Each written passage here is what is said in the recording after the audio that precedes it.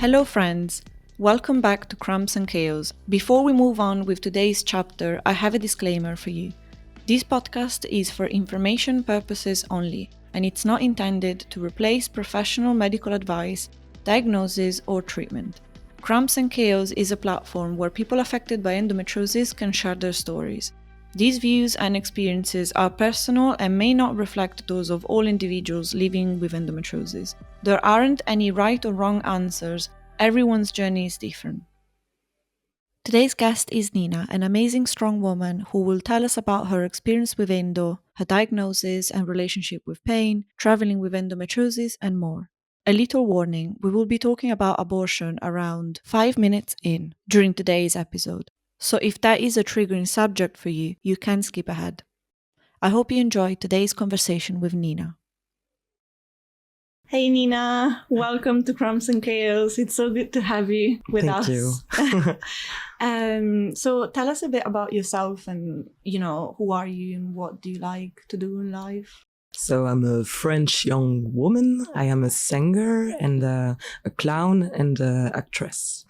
So I play theater, I make my own show, and I sing concert. Okay, nice. Very nice.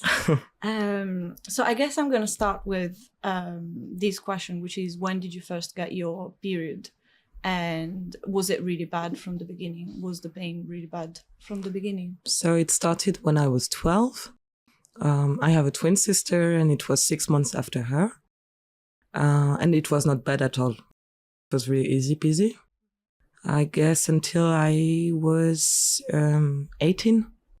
So I had 6 free years of pain, no pain at all. And then later on it started, and I do not know why. It was when I started to live on my own, then maybe I started to recognize, maybe I had the pain, could not know, but this time I was responsible and autonomous, and I noticed I cannot do stuff like I would eat less and cook less, and I started to feel what I thought was lazy. Afterwards I could feel it was pain. I have this nervous system which is a little bit sleepy, I could say, and sometimes I notice pain way later. And when did you realize that it was normal? And did you talk to medical professionals about the fact that you were going through these extreme pains? It started after I put my spiral, and I had a sepsis. And so I was very, very ill. I was in the hospital for a long time. I had to recover. And afterwards, every time the period came, I could not walk anymore. It was the moment I started to feel a huge pain in my leg. And then I knew it was not normal. And afterwards, I started to have some acidity in the digestive system, and it started to be very, very complicated. And I had to go a lot to hospital. And I was also living in Germany, so I went to the gynecologist with this pain, and she told me, yes, you have endometriosis.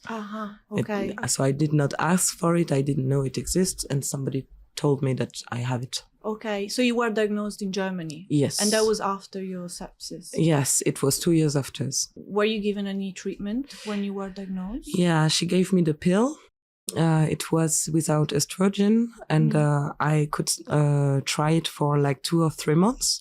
But after 1 month, I felt like I had no patience anymore, and I felt strange taking that. And it was not something that I felt comfortable with, taking the pill.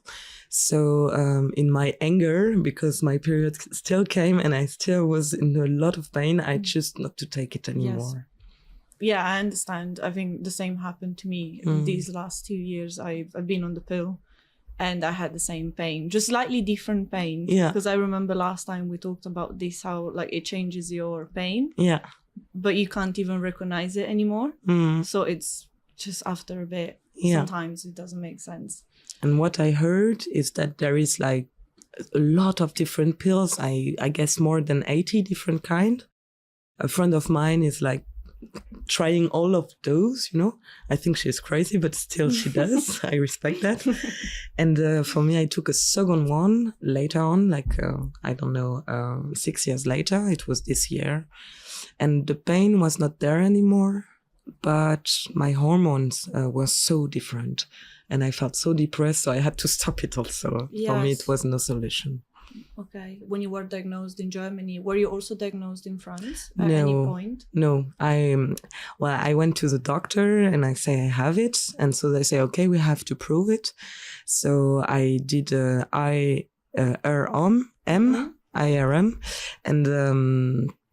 and there was nothing to see. And I asked myself why. So I told the gynecologist, why isn't it seen? And she told me, like doctors, sometimes they don't know what they are looking for. So there is nothing to be seen. And this is why if they don't know about the disease, they will not find it. Yeah. I think it makes sense, because if they don't know what they're looking for exactly, like they don't find anything, which is so many people, like, they go undiagnosed for so many years. Yeah. So before you mentioned that in Germany, you also had an abortion. Yes. Would you tell us that story? Yeah. So when I got pregnant, I was in Germany and I was working on a theater project, so I could not go to France, which would have been easier for me. Still, I speak very well German, but I felt more comfortable being with French people and so on. Yeah. And then I arrived to this place and I wanted to do this medication abortion. It was early enough. And I spoke to the gynecologist and I said that I have endometriosis. So he looked very quickly with his machine inside of me while I was pregnant. It was crazy. And he says to me, your skin is very fine. You have no endometriosis. You don't have to worry about anything. And we will give you the medication. And so they give it to me at 8 a.m. And I wait and I start bleeding and I wait and I still bleed and I wait 10 hours long. And the bleeding is too much and I'm in a lot of pain. I was in a very strange place because they refused to give me painkillers at this time. I guess they were against it, or I don't know. I don't want to go into this question, but so I was in a lot of pain, having a lot of blood. And at the end of the day, it was 6 in the evening, they told me, oh my God, you are bleeding too much. It will not work. And because the bleeding was making like a border for the small fetus to go away. So then they had to go inside and suck it out. And that was so much pain because this full area for me, it's very, very sensitive because of endometriosis. At the end, they managed everything. I was shocked like hell. And so I asked them why, and they told me like my skin was too thick, making too much fat. And so it could not go away. And it happens to 5% of women. And I was like, which kind of 5%? Yeah, the one having endometriosis. Oh, that's so strange. Wow, I was like, oh my God. So yeah, that was a very, very bad experience. But in a way, I just knew that if I had to live this again, having another abortion, it could not be with medication. Yeah. Because actually the genital organ is not able to do so. Because, it doesn't answer well to the medication, and then it's really dangerous in a way. You can lose all of your blood, you can die of it. Huh? But you tried to tell them. I told them all the time, but they were telling me that was so strange. They told me, you choose your abortion, you cannot go backward. Right. And I was like, of course I'm going forward, like I took the medication, I don't want to stop it. I just want you to do something. And there was no support at all. Nothing. The gynecologist was a very old man, I guess, almost at the end of his career. And he was not knowing nothing about endometriosis or the new studies, I guess, that were done. And so it seemed like he didn't care at all. And like I was a bit crazy, like telling, I have this problem. No, you have no problem. Don't worry, you know? Yeah. I was like, okay, fine. Yeah, he very much had the mentality of like, I can't see anything, therefore there's nothing. Yeah. You know, even if you said I was previously diagnosed with endometriosis. It was no matter for him, like no importance at all. What I knew, what I lived and experienced before, for him, he saw something and he said, no. No, I decided no. Were you diagnosed privately with endometriosis in Germany? It was a private gynecologist. It was a very nice woman. I tried to reach again, but then she went somewhere else. I could not find her anymore. Yeah, that's a lack of luck. Yeah, and I guess like there is this lack of consistency within being diagnosed with endo, because sometimes you get diagnosed with a doctor and then you don't with another doctor. Or you get diagnosed privately and with public healthcare you don't get diagnosed. Yeah, exactly. It's just this, it depends what doctor you get to talk to, or in what country as well, because there's a lot of stories for you, for example, where you're diagnosed in a country with one doctor, but then you're not diagnosed in your country of origin. In France, if you like to be diagnosed, there is the Center for Endometriosis, but only in Paris. So if you live like me, like 700 kilometers away from there, it's a big journey to get diagnosed. No? In Toulouse, I guess we have 2 gynecologists now, which are fully inside. And this is like the alternative people of Toulouse. They made a list for women and good gynecologists. And I guess maybe something would be possible. But I know it's like a fighter way to go. Of course. You have to keep motivated. It takes a lot of time, appointment, and sometimes disappointment. Yeah, and energy. Sometimes you don't have the energy to always ask and advocate for yourself and hear no, you kind of you know, it's hard. You feel quite defeated quite easily, no? When you get told no, there's nothing wrong, it's all in your head. It's always this kind of answer. It's very rare to meet a professional which is full with you and says, I believe you and we will do anything to find it, you know. It's really, it's like a pearl. It's really unusual. And even if you went to Paris, like I think it's complicated because you have to keep up, you know, you have to follow up. You can get a diagnosis, but then you have to find a doctor near where you live that understands that, you know, the diagnosis. And it's complicated. So in relation to what happened with your abortion, how did that make you feel? Like, what was the impact that it had on your life, and your mental health?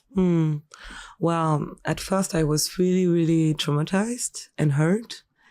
So I had to lay down for a long time, and I felt it was unfair. I was very, very angry. And it was also very hard because of my theater crew at this point, because we were in the middle of our project. Of course. And we had a subvention and we had to do it, you know, like we signed the contract. And nobody could replace me or something. It was really our project.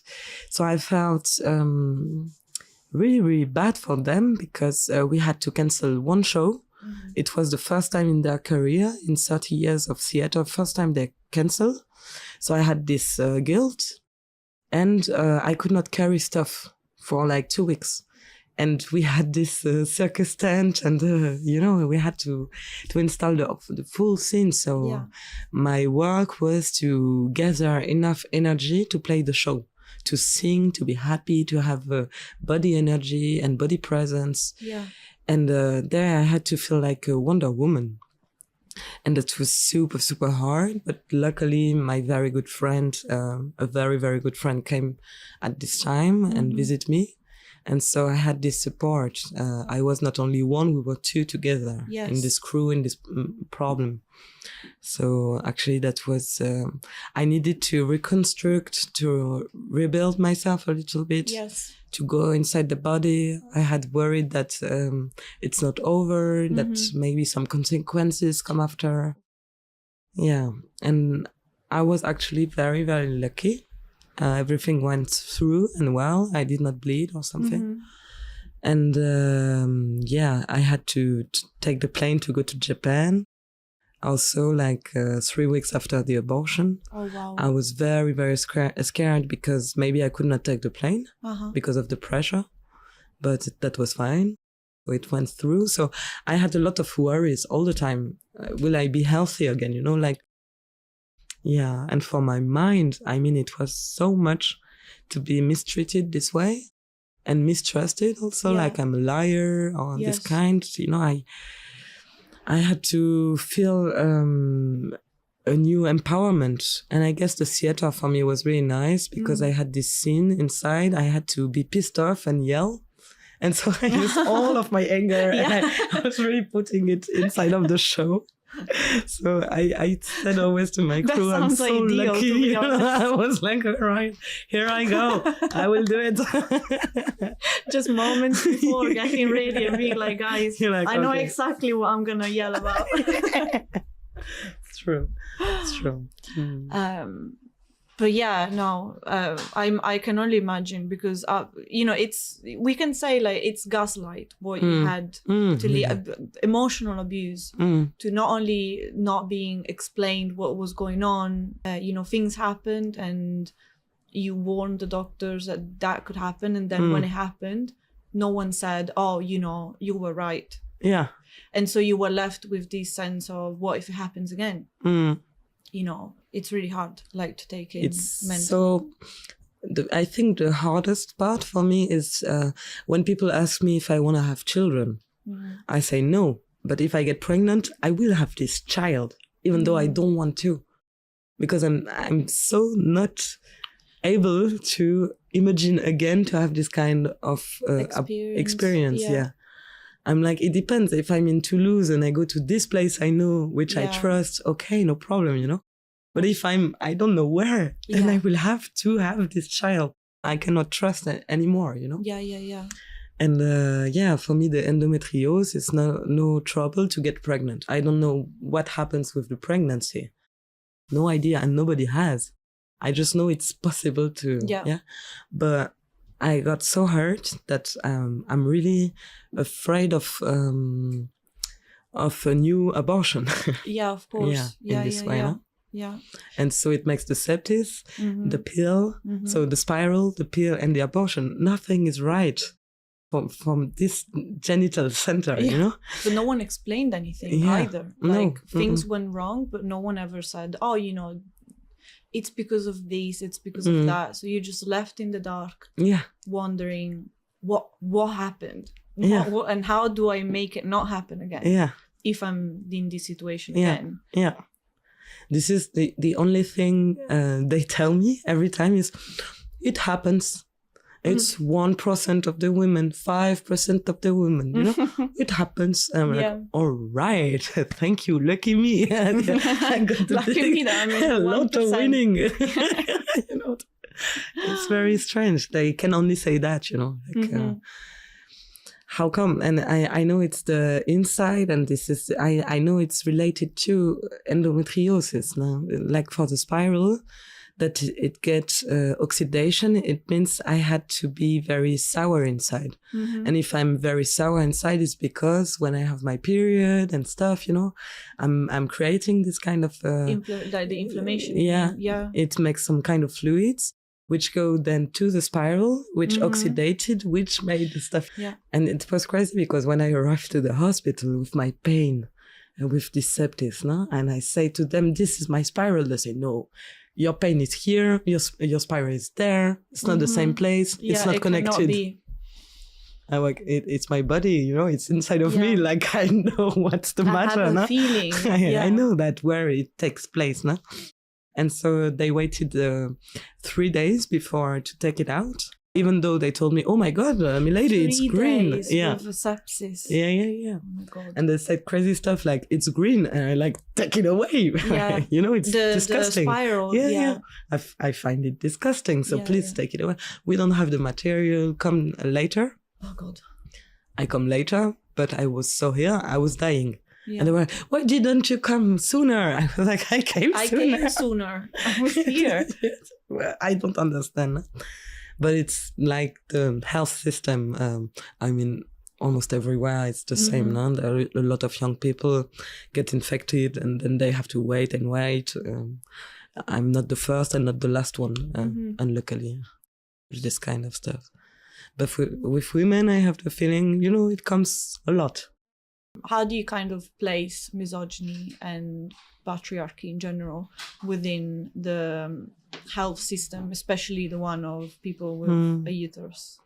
Well, for me, it's like there is no understanding at all. I guess about endometriosis, it's maybe 15 years ago that they started to really look into that. But we had to wait that women make the research or recognize, get subvention, and then choose this thematic and look into. The men would not. I mean, they know a little bit about, and that's enough, Yeah. And but actually, it's so that it's so deep. There is so many different stuff, like about the clitoris. It's so funny. It's just about now that we know and that we say people that it's so big and it goes like, I don't know how much centimeter it is now. And it's only when women took this in charge that we started to understand it. And before there was no matter at all. Oh yeah, period. Sometimes it hurts, sometimes not. Don't know why, we don't care. Yeah. And this is this non-curiosity, non-interest, and this thing also, I don't know why male think it's disgusting also. They are disgusted by periods. They're afraid of it. I could not say why.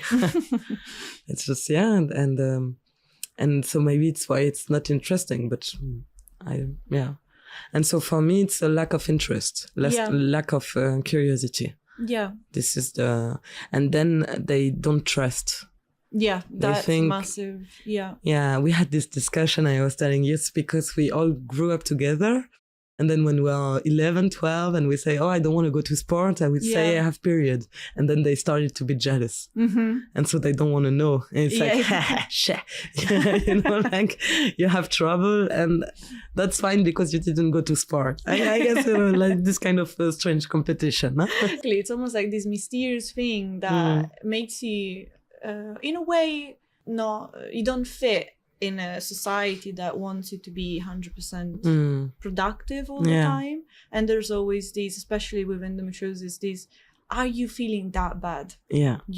Prove it. And it's really hard to prove sometimes with endo, because you don't want to be around people. People don't see you when you're at your worst. Yeah. Only people within your, very close circle, but they don't question how much in pain you are or if you're lying about it. But I guess like in the society that we live in, capitalism and all that, I think there's always this mistrust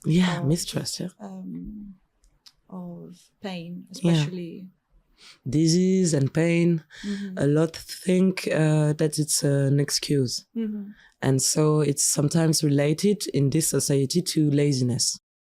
And for us, I guess it's really hard to separate ourselves from this kind of feeling, because we are not lazy and we should not carry guilt, not to be able to. But people say time is money. So if I'm wasting my time, I mean, of course. If I'm not taking this time to be efficient or functional, then I'm just giving my time away, and laying down in bed. And I guess it's another fight, but it's the same as depression also. Like, people don't see, and then they're very judgmental about your health. Yeah. And they don't understand at all what it means inside, no? But well, this weekend, my father saw me and he told me, "Oh, Nina, that's so sad to see you this way." And I was like, "Thank you for recognizing." It's true, it's very sad.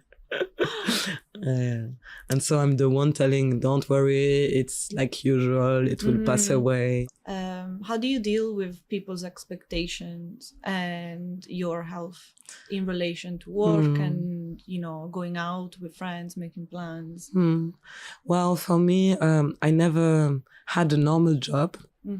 I never was an employee, never ever, in 10 years of working a lot.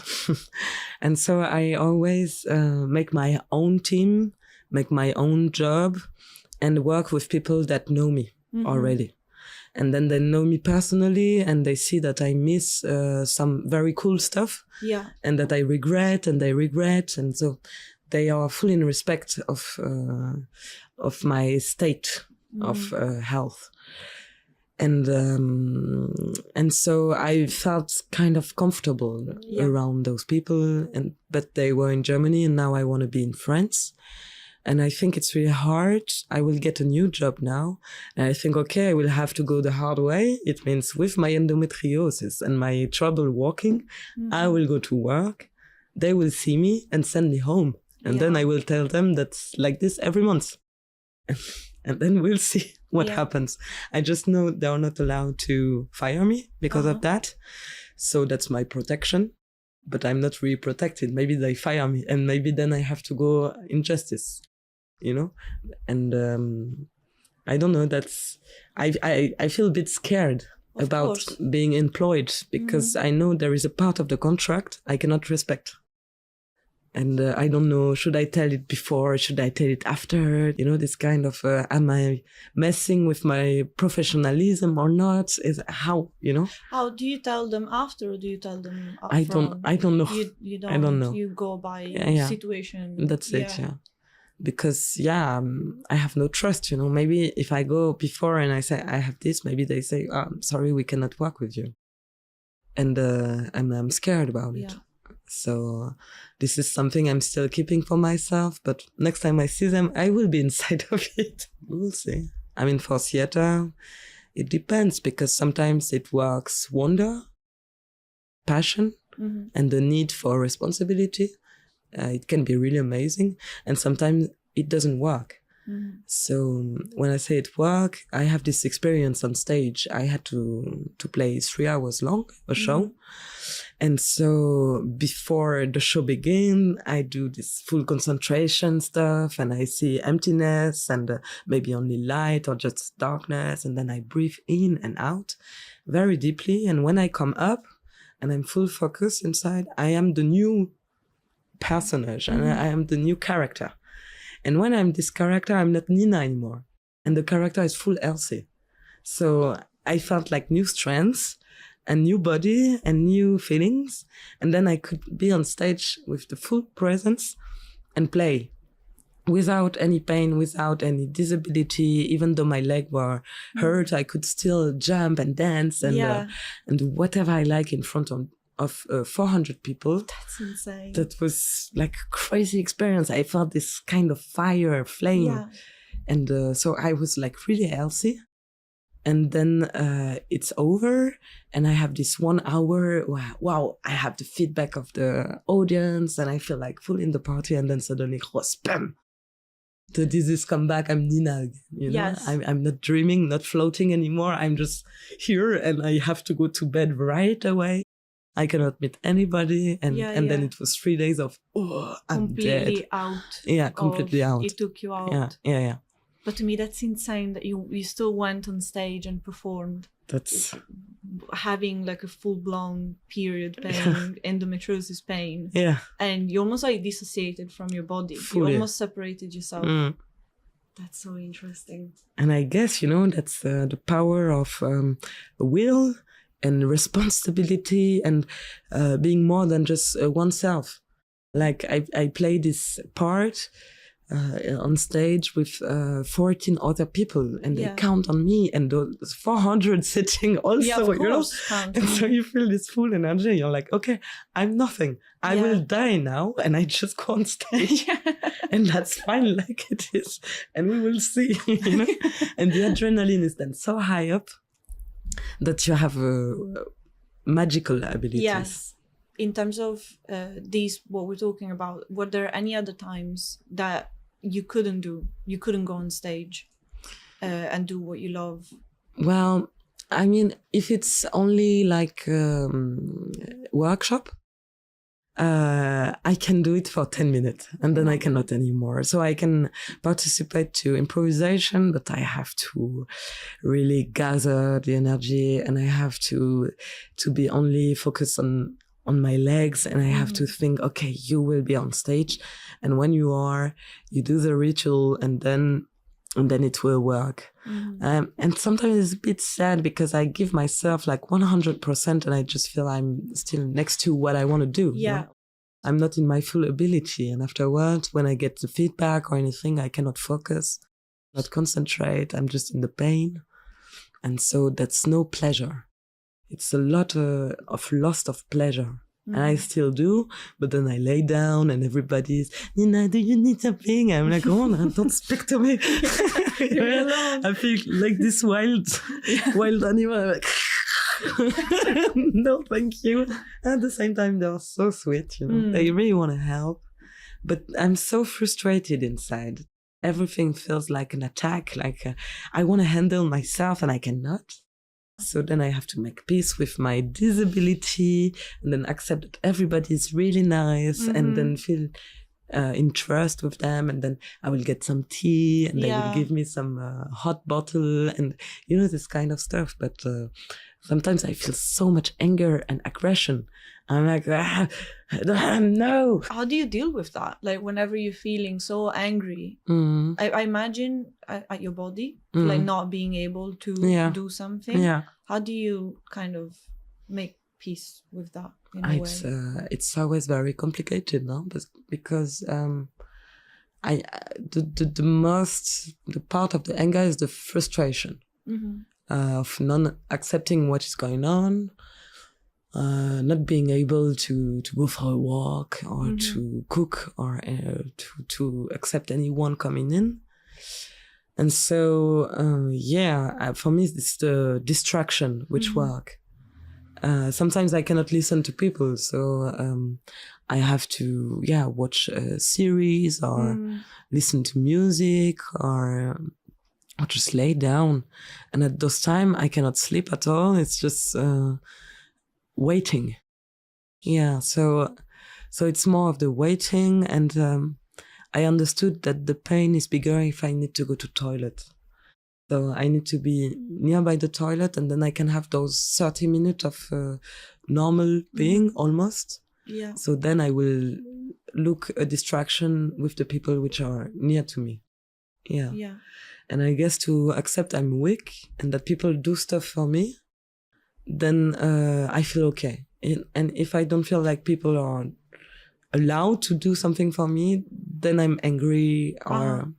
So this is where I have to make peace, is that, okay, you're not able, that's fine.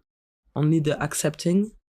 Then when you accept, then you don't have this much fight. It's only pain. You're at peace with everything that you accept help, and you're like, okay, well, like I'm gonna relax and take it. Don't think about it, and don't make any psychology around it.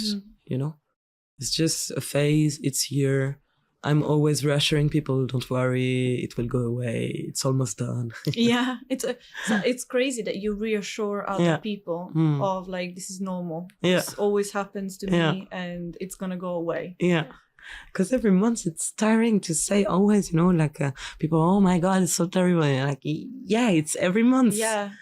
So I start not to wonder anymore, just...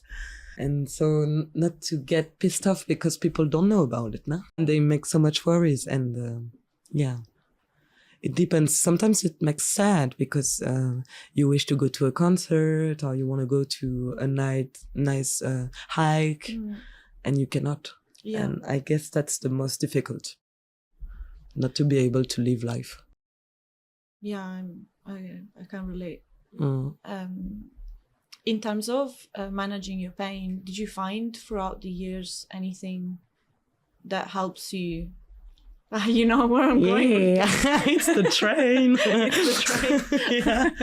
So what I notice, I guess we need to be very close to ourselves and notice what is SPM when it comes. Mm-hmm.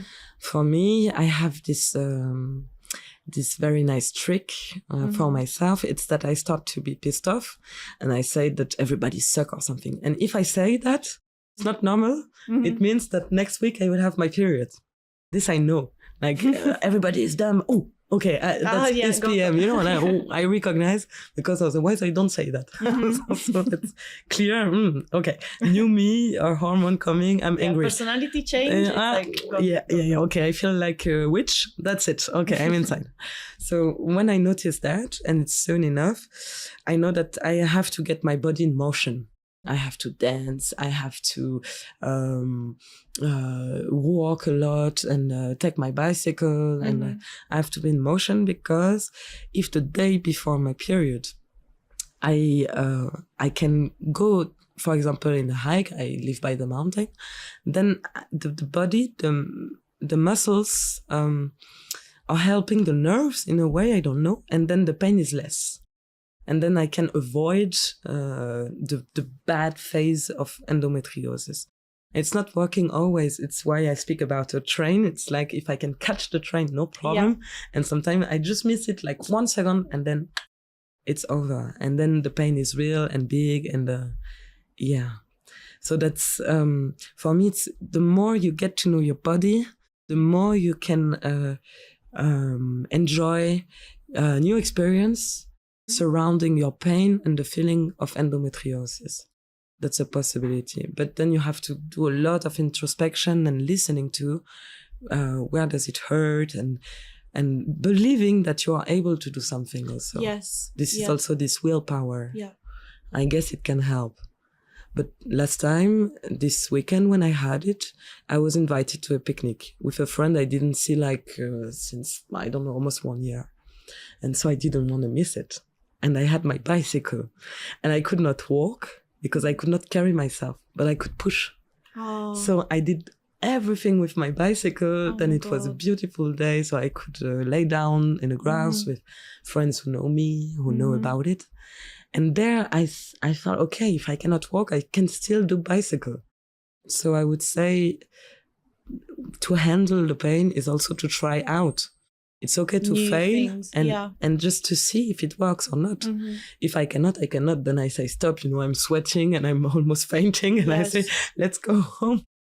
Of course. That's fine. Don't push yourself. Yeah. That's another thing. Try things, but when they don't work, it's okay. It's okay. Yeah. Having this deep self-acceptance of yourself. Yeah. That's how you make peace. It's still frustrating, but then you think, okay, it's just for 3 days. That's fine. That's fine. Yeah. I love that. I have to say, I tried this. Yeah. And it worked. That one time I tried it. I went for a hike. I knew that it was coming the day after. And I was like, I'm going to fall, because I didn't want to go for a hike. No, you don't want to. Oh, no, you don't want to. Oh, no. Mm-mm. It was an easy one. It was just with my dogs behind the house. And I was like, I'm just going to try. See. And the day after, I could walk. Yeah. And I was amazed, because usually I can't walk. I have really bad leg pain. Yeah. And other pains. But I can't even go to the bathroom. Yeah. Without needing someone to take me to the bathroom. And I was like, it's amazing. Yeah. It's really good. Yeah. So I'm going to try and catch the train. That was a coincidence. It happened to me and I thought, whoa, that looks like connection, huh? Yeah. But I wonder, I don't think it is, because I think what you said about understanding yourself and really tuning to yourself, it's almost like the opposite that we're told from day one. Yes. Whatever, I'm sure that there's people that have a good experience with in terms of diagnosis. Yes. And they didn't have to go back years saying this is wrong, this is going on. But when you do that and you keep going back to your doctor and saying, this is happening to me, and they say, no, but it's fine. You just have to take it. it happens to everyone. Yeah, the same. And you're like, I don't know, it doesn't seem to happen to everyone. You kind of cut the connection with your body. So you don't listen to it anymore. You know, it's almost like being this chaos of pain, managing your pain. But when you tune in, you find these little things that work for you. And I like that. Yeah, I love that. It's for everybody different, and every time different. Every time I think it's the worst with endometriosis, because you can never say before. No, it's not possible. Like, you make plans, and then you need to have friends which understand you and never take it personally. You say, I'm dying because of my period, and that's point, you know. They say, oh, okay, I understand, and then easy peasy, you know. I think the worst is when you have those who don't understand and say, oh, we never see you, you never come out. Oh, you know? yeah. And I guess that can be complicated, but as long as everybody is understanding, accepting, it can go easier and easier, I guess, no? So I remember we talked about this the other time, traveling, because you do a lot of traveling by yourself. And I can imagine it's not easy to do managing that and endometriosis. So talk to me a bit about what you do, if there's anything that you do to prepare for traveling by yourself. Well, this time I traveled through Serbia, Montenegro, and Italy by hitchhiking alone. I had no preparation. Also, I had no map. I didn't know where to go. I had no money. And I just decided, here we go, experience.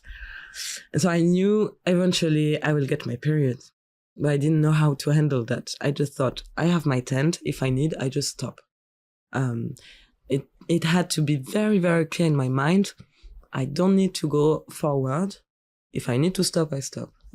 And this time I got super lucky. I think, like, if you have a direction, then everything is adding to this direction and bringing you where you want to go. And for me, it was the day before my period. This one guy that I could trust after we ate together lunch, he had very nice eyes. I thought, oh, that's a child eyes. I like him. I trust him. And he told me, if you like, I can pay for a hotel room that you sleep in. I was like, okay, let's do it. So nice. That I can take a shower and make laundry and so on. And so I was in this hotel and I could see this very, very nice river. And there was this tree which was making shadow all day long. And I thought, oh, the period are coming. Water is really nice because it can make this kind of massage in the river. And I will have shadow, so I will not be thirsty all the time and too hot. And so I could stay there. And I stayed 5 days there. I had sometimes little walk, and then I could come back, and I was spending all day long in the river. And then that was amazing. There was no trouble at all, you know, like I was home in a way. Now it was really beautiful weather. I could not say if it was raining and I could not move, and you know, what would it be? I cannot say. And the other time, well, I was in Japan, and there I went to the pharmacy to find something because there are so much advance with also Chinese medicine, and you know, I thought maybe they have something organic I can use, and I found, because they are so nice, they make drawings and they explain everything on it, you know, it's very so cute, lovely. And they, oh, I have my period, it's so cute. And they were helping a lot. And in India, I think it was the hardest part, really, where I suffer having my periods, because we were working in this theater project. I was a teacher. And then suddenly, just from one second to another, I was not able to teach. I fainted. They took me on a motorcycle and brought me back to the hotel for me to sleep. Because when I do theater, I'm so inside and passionate. I don't feel the body anymore. And then suddenly, I don't know, no energy. Yeah, you went into full blackout. Your body. And so they took me, say, it's okay, very good friend of mine, and just brought me back to the hotel. So, you know, I can never say. Yes, you kind of go with the flow and see how it goes. Yeah. I love that. So, in a way, you know, it's not something that must keep you out of what you want to do, really. No, it's you just need to forget that you have it. Don't let that limit your life. Yeah, never ever. It will come anyway. So just do your project. And then actually humans are really cool. It's really rare to meet bad people. In a full life, maybe you meet like 10 of those, actually, and you meet thousands of people. So just trust your luck and the people you meet, and actually it may go well. Yeah. You know? Yes. You're always like the mom of someone or the sister of someone or the daughter of someone, and they will feel like connected to your pain. Yes. Yeah. It is what connected us, connects us all. So every time I trusted, and every time it went pretty well. I mean, yeah. Tell me about the Medusa face. The Medusa face, what was, it's like the look I give to people now. Yeah. It's like when I was telling you, I felt like this wild animal now. Yes. And I felt like a witch also, like I have this magical power now.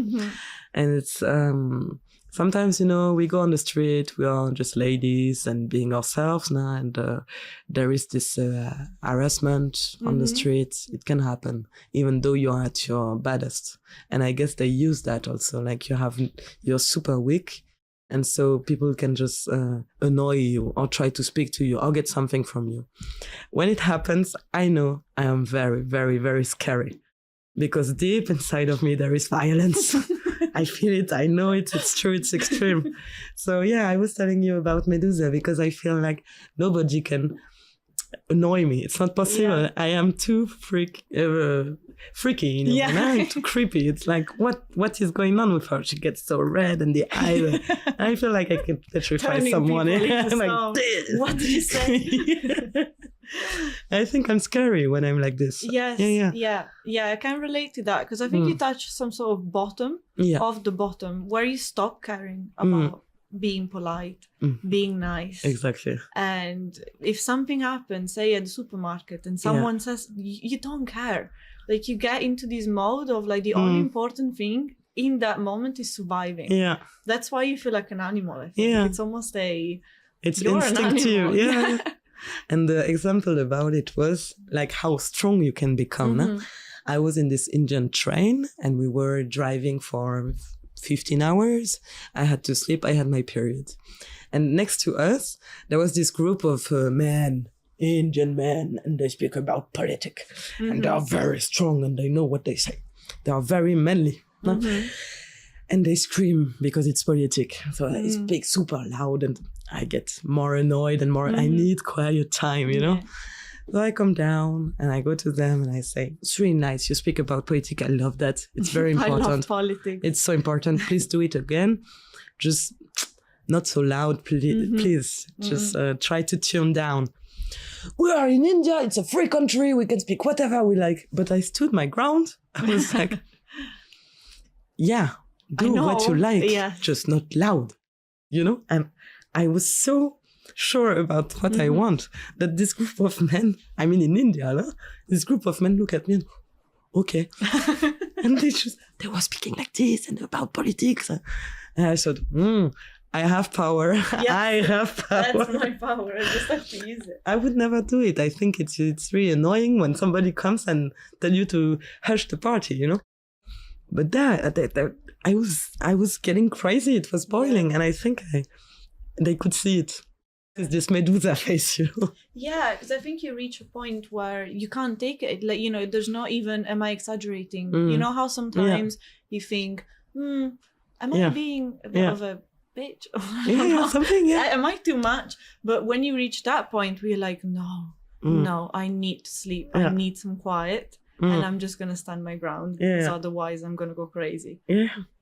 And who knows what happens, I never breach this border inside of me. I never want to. No, exactly. I don't want to hear this voice. I don't want to feel this energy and feel this pain. Yeah. So I'm able to shut down and say... Yeah, to stamp your feet and say, no, not today. Yeah. Have you ever felt that related to all this, have you ever felt that you needed a diagnosis, like, a formal, consistent diagnosis to define your relationship with endometriosis? Or, better words, to validate your journey with endometriosis? Well, for me, it's the question is coming this year with this job and the fact that I'm coming inside of the system. because I'm scared, I think I need this kind of protection. Before, I never needed to. And I guess that's, it's kind of a compliment, but since we started this, I started also to speak a lot with my friends, which have it.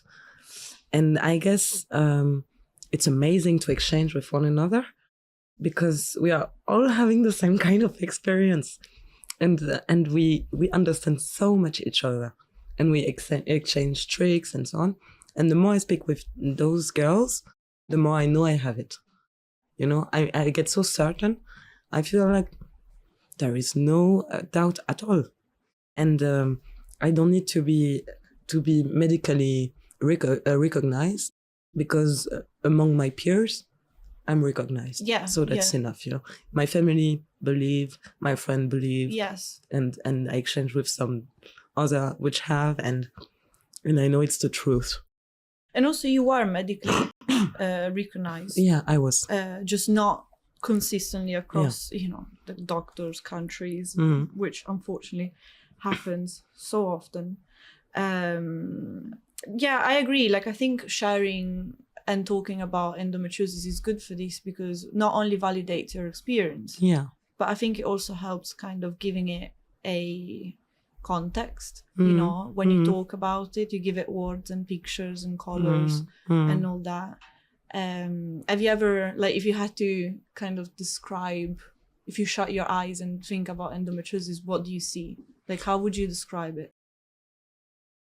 I did draw that, and it's some kind of a blast in one place. It's never the same, but it's a lot at the left side of my uterus, and it's between the leg and the uterus, and I feel like it's a blast which is always burning.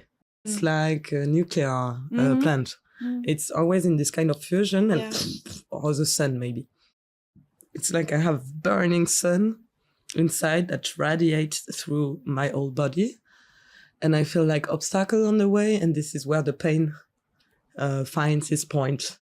Every month's different, like the bladder, suddenly there is this meeting point of the radiation, and here it's blocking. Yeah, so for me, it's this kind of fire that never stops. Yeah. It's almost like it's pulsating constantly. Yeah, constantly. Yeah. And sometimes because I had some medication against the pain, so I could not feel the pain, but I was really disturbed. There is always a disturbance. So it doesn't mean anything to have or not this pain. It's just that you cannot move your leg, you know? And you cannot move your body. Like the last time it was every of my articulation, which were really, really heavy. And so I could not use my arms properly. I could not hold stuff, carry stuff, could not walk and go up the stairs. So, yeah. And it's connected to the breath also. But it can shut down my breath because of the pain and the disturbance and the fatigue. And so you're like this, you know, so you have to come inside of absolutely breathing, because it is like a full body. It takes your entire body. You know, the inflammation, it can show up in places that you wouldn't connect them. Not at all. Your headache or like you said, your joints, like your arms or your breath, like the fact that you can't breathe. I second that. Like I have that so much where my whole like energy flips. I'm not a super energetic person, but okay, I do okay. But when I'm on my period, like I feel like my breathing so like troubled. Like I can't.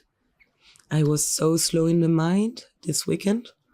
I could notice I was telling everybody I'm a half a brain. It's not me, it's someone else. And like I could connect to what people were telling and say one joke in 10 minutes. I'm still here. You know? Don't forget about me. I'm still sitting Hello. Here. You know? Super hard to think about stuff, find the right words, being clever. Yes, absolutely. Work is a massive it's impossible. Yeah. It's really...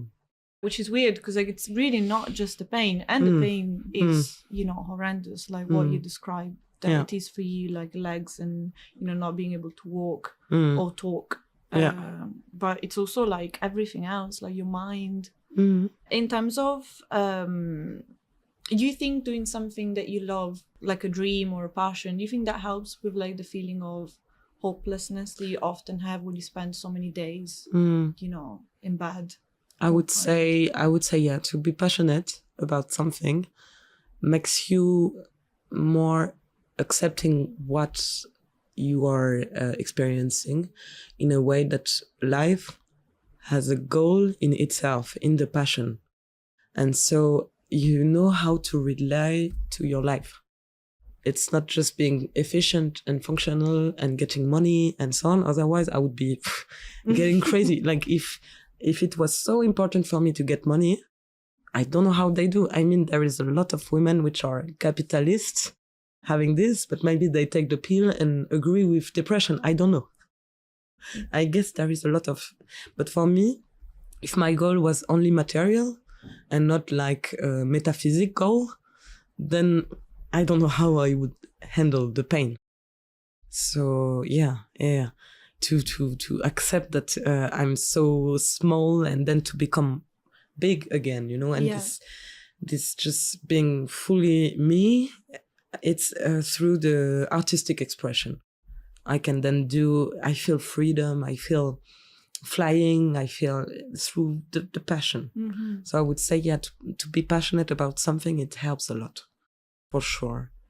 Because you know where to go back to. Yeah.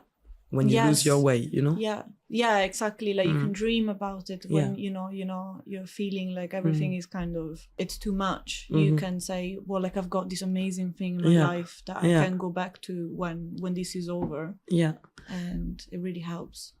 Yeah, I guess, to be with people you fully trust and who you can be at your worst and they still love to hang out with you, Also, this is kind of passion, like I have this one best friend since I was 8, so it's now 20 years of friendship, and she was there with me on this weekend, and we could lay down together in the bed and looking at cat videos. I never do, but when she's here, it's happening.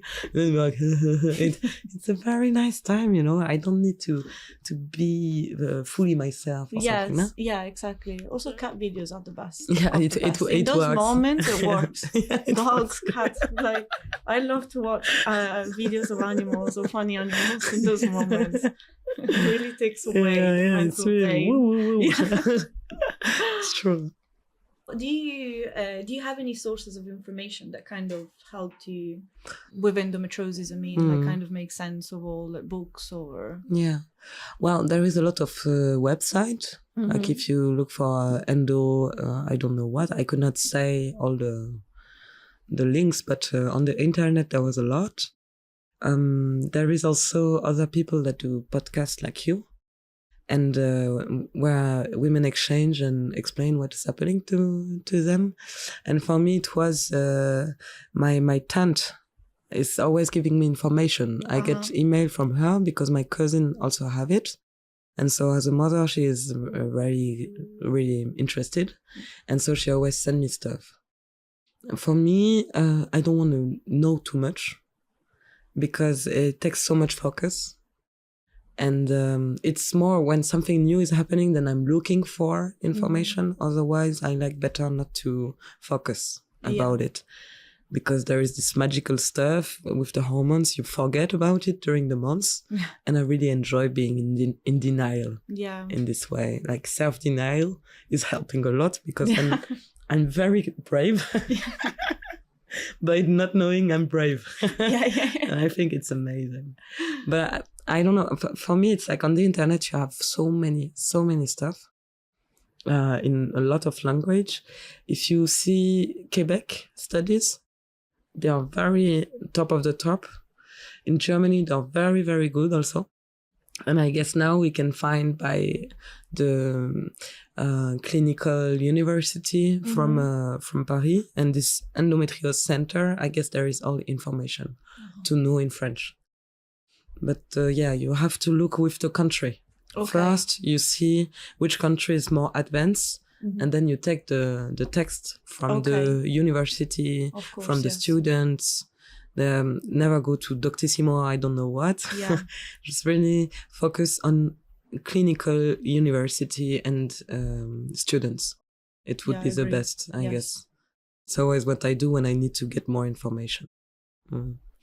I feel what you're saying in terms of falling into the denial phases of like, you forget, like, it's so easy to forget. I think the hormones really work like that, where we were just talking about it earlier before we started the podcast, that because your period came so like until yesterday, you had it all fresh in your mind. It's still here. Yeah, it's still there in your brain. But sometimes when it doesn't happen for a while, you kind of forget. And you're like, was it that bad? And when it happens again, you're like, that was really terrible. Huh? Yeah. Sometimes it happens from the period I have endometriosis, and it's the highest point.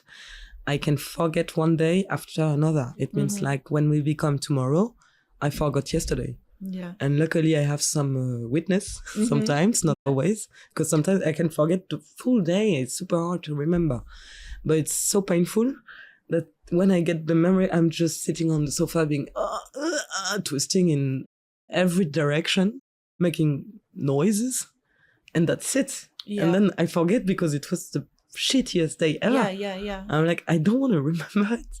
It happened. So then my brain is just erasing that day. And my mom says, yesterday. I was like, what yesterday? What happened? What happened yesterday? And she said, you were sitting here. No. And then it comes back now. But the body is really happy to forget. Yeah, I agree. So Nina, as a treat, you're going to sing a song for us today. Would you like to say something about what the song is and what it is about and what's the name and so on? So it is Je suis une feuille, I am a leaf. And, I write a lot of songs since I'm 18, so it's 10 years now writing songs. And when I was coming on this way today to come to this podcast, it came to my mind, of course, this is a song about endometriosis. Because it's about having no control over the body and being carried away like a leaf by the wind. And not knowing where is backward, where is forward. It's really not easy to know how to put yourself in space. You don't see clearly the shapes and the shadow. And you see that the nature is singing and dancing, and you just twist. Yeah. It's the way it's happening. And you are guided and you're blind. And you just let yourself being guided by wind, by current. And in this song, I would say that as the sun, like this personality, this part of our personality which is sociable, which go outside, is the sun, and it would hide behind the earth because it doesn't want to be seen. But if there is something like the moon, and I would say it's another part of ourselves, and the moon is sending the sunlight to the earth and to the sun again, then it will be seen. And then you have those two parts, and if they're separated, you are blind. And if they come together, you can fly. That's beautiful. So that's the song I was saying. That's really beautiful. I love that. May I? Yes, of course. All right. Then there we go.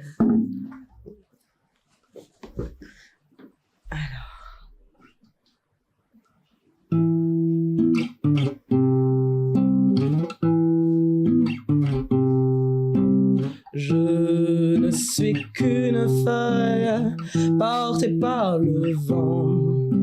Je ne sais pas où est l'arrière, où est l'avant.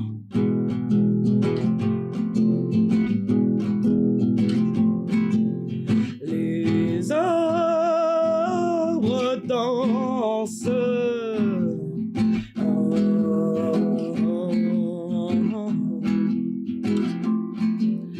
Les arbres chantent et mon corps entre en ce temps. Je suis porté me laisse guider aveuglément, porté par le vent, guidé aveuglément. Le soleil se cache derrière la terre, il disparaît quand il ne veut être vu.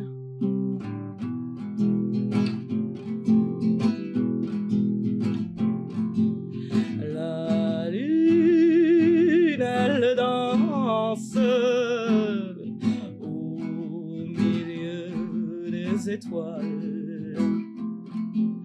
La lune souveraine éclaire la terre. Et alors que mon chemin est noir, je ne vois plus l'ombre d'un arbre, je ne vois plus l'ombre de mon corps. La lune qui danse m'élève dans le ciel, où me poussent des ailes, où me poussent des ailes, où me poussent des ailes, où me poussent des ailes. Je ne suis plus une feuille, je suis un oiseau. Et là-haut dans le ciel, près de l'astre brillant,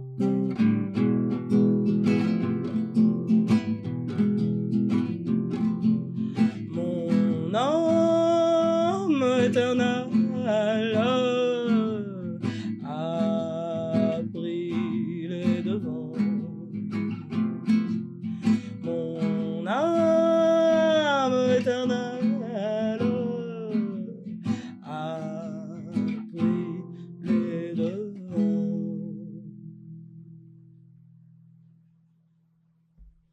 Thank you so much, Nina. It's been truly a pleasure to have you with us today. Thank you. Thank you, Julia, for what you do. It's Thank very you. meaningful. I can say. Thanks. So all the links to find Nina are going to be in the comments below. And thank you. Thank you. It was beautiful.